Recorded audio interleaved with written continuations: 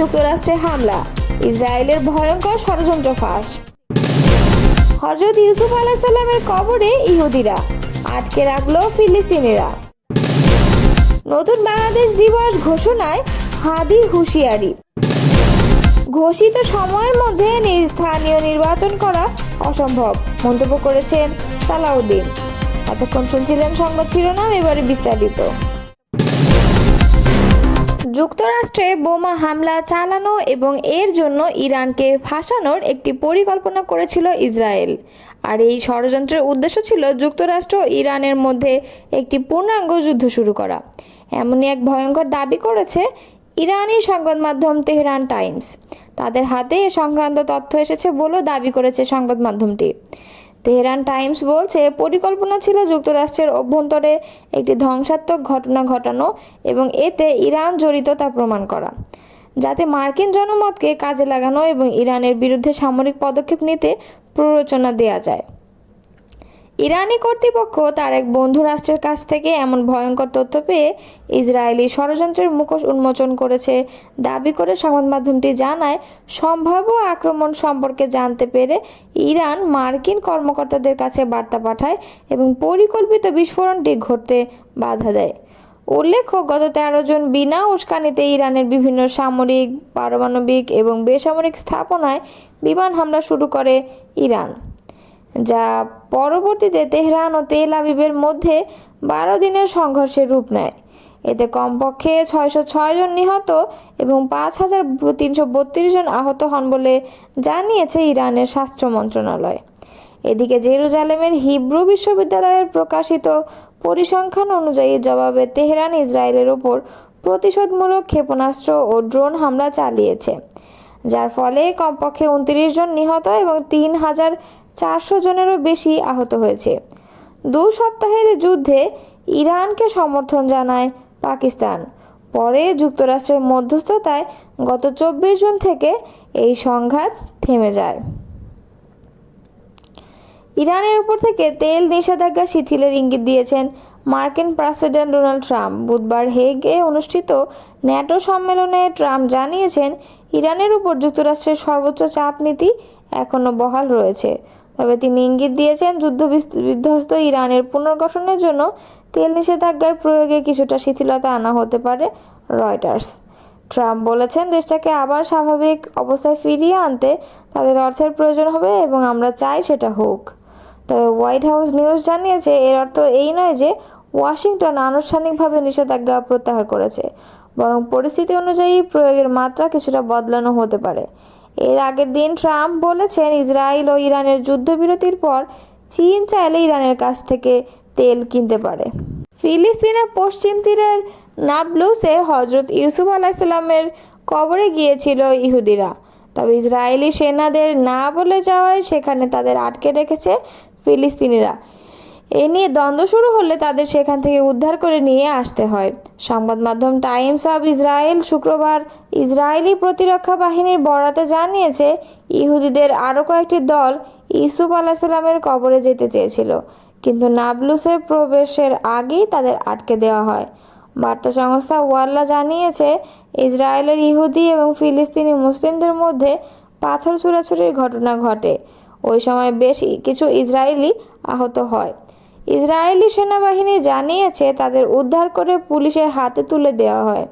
তবে অপর সংবাদ মাধ্যম ইসরায়েলি হাইম জানিয়েছে, ঘটনাস্থল থেকে প্রথমে ওই ইসরায়েলিদের উদ্ধার করে ফিলিস্তিন অথরিটি পুলিশ এবং এরপর তাদের ইসরায়েলি সেনাদের কাছে হস্তান্তর করা হয়। এদিকে হযরত ইউসুফ আলাইহিস সালামকে ইহুদিরা জ্যাকব নামে ডাকে। নাবলুসে যে কবরটিকে ইহুদিরা হযরত ইউসুফ আলাইহিস সালামের কবর মনে করে, সেটিকে কিছু মুসলিমরা অস্বীকার করেন। তারা বলে থাকেন, এখানে হযরত ইউসুফ নয়, এখানে 18 শতকের মুসলিম পণ্ডিত শেষ ইউসুফ দাওয়িকতকে সমাহিত করা হয়েছে। ছাত্র জনতার অভ্যুত্থানে আওয়ামী লীগ সরকার পতনের দিন 5 আগস্টকে জুলাই গণঅভ্যুত্থান দিবস এবং 8 আগস্টকে নতুন বাংলাদেশ দিবস ঘোষণা করেছে অন্তর্বর্তী সরকার। এতে আপত্তি জানিয়ে নিজের প্রতিক্রিয়া জানিয়েছেন ইনকিলাব মঞ্চের মুখপাত্র শরীফ ওসমান হাদি। শুক্রবার বিকালে ইনকিলাব মঞ্চের ফেসবুক পেজে একটি ফটো কার্ডে নিজের ছবির সঙ্গে একটি বক্তব্য তুলে ধরে তিনি এ প্রতিক্রিয়া জানান। বক্তব্যে হাদি হুঁশিয়ারি দিয়ে জানান, সরকার ৮ আগস্ট নতুন বাংলাদেশ দিবস পালন করলে আমরা সারা দেশে বিপ্লব বেহাত দিবস পালন করব। ছবিতে হাদির হাতে লাল কার্ড দেখা যায়। মনে করা হচ্ছে এটি সরকারের এমন সিদ্ধান্তের প্রতি লাল কার্ড প্রদর্শন। ছাত্র জনতার অভ্যুত্থানে আওয়ামী লীগ সরকার পতনের দিন ৫ আগস্টকে জুলাই গণঅভ্যুত্থান দিবস ঘোষণা করেছে অন্তর্বর্তী সরকার। আর আওয়ামী লীগ সরকার পতনের পর নোবেলজয়ী অধ্যাপক মোহাম্মদ ইউনূসের নেতৃত্বাধীন অন্তর্বর্তী সরকারের গঠনের দিনটিকে নতুন বাংলাদেশ দিবস হিসেবে ঘোষণা করেছে সরকার। এছাড়া গণ আন্দোলন চলাকালে রংপুরে পুলিশের গুলিতে আবু সাঈদের নিহত হওয়ার দিন ১৬ জুলাইকে শহীদ আবু সাঈদ দিবস ঘোষণা করা হয়েছে। বুধবার মন্ত্রিপরিষদ বিভাগ থেকে এ সংক্রান্ত পরিপত্র জারি করা হয়েছে বলে সরকারের এক তথ্য বিবরণীতে জানানো হয়েছে। তথ্য বিবরণীতে বলা হয়েছে, প্রতি বছর যথাযথভাবে এ ৩ দিবস প্রতিপালন করতে সংশ্লিষ্ট সব মন্ত্রণালয়, বিভাগ ও সংস্থাকে অনুরোধ করা হয়েছে। ৫ আগস্ট জুলাই গণঅভ্যুত্থান দিবস ক শ্রেণীভুক্ত এবং অপর দুটি দিবস খ শ্রেণীভুক্ত করা হয়েছে বলে তথ্য বিবরণীতে জানানো হয়েছে। বিএনপি স্থায়ী কমিটির সদস্য সালাউদ্দিন আহমদ বলেছেন, জাতীয় নির্বাচনের ব্যাপারে সব দলই একমত। যদি তাই হয় তবে এই ঘোষিত সময়ের মধ্যে স্থানীয় নির্বাচন করা অসম্ভব। শুক্রবার বিকেলে রাজধানীর গুলশানের নিজ বাসায় সাংবাদিকদের সঙ্গে মতবিনিময়ে তিনি কথা জানান। সালাউদ্দিন আহমদ বলেন, স্থানীয় সরকার নির্বাচন হয় কোনো সুযোগ নেই। জাতীয় নির্বাচনের জন্যই এতদিনের সংগ্রাম, স্থানীয় নির্বাচনের জন্য না। ইসির প্রধান কাজ জাতীয় নির্বাচন আয়োজন করা। প্রধান উপদেষ্টা ও প্রধান নির্বাচন কমিশনারের বৈঠক নিয়েও মন্তব্য করেন সালাউদ্দিন আহমদ। বিএনপির জ্যেষ্ঠ নেতা বলেন, বিএনপির ধারণা প্রধান উপদেষ্টা ও সিইসির ফেব্রুয়ারিতে নির্বাচন বিষয়ে আলোচনা করছেন। বিএনপি মনে করছে নির্বাচন সংক্রান্ত প্রস্তুতি সেপ্টেম্বরের মধ্যে নেওয়া সম্ভব।